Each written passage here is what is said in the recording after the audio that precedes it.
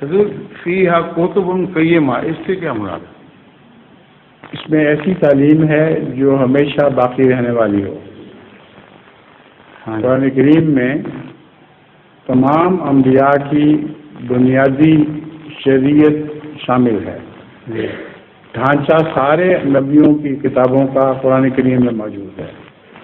اس میں دن بدن تفصیل زیادہ ہوتی گئی وقت کے گزرنے کے ساتھ، تو قرآن کریم میں وہ ڈھانچہ مکمل ہو گیا جی، اور بہت زیادہ حسین ہو گیا.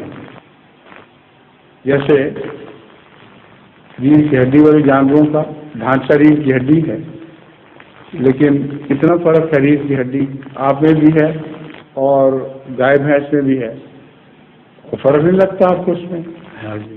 ہے تو ایک ہی ڈھانچہ.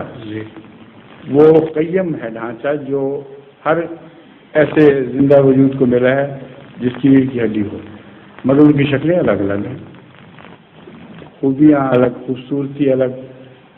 تو قرآن کریم میں بھی وہ بنیادی چیزیں موجود ہیں جو ہر شریعت کی بنیاد میں شامل تھیں، لیکن انسان کی طرح قرآن کریم بہت زیادہ خوبصورت کتاب بن گیا اور بہت اعلیٰ تعلیمیں اس نے حاصل کر لی خدا تعالیٰ سے.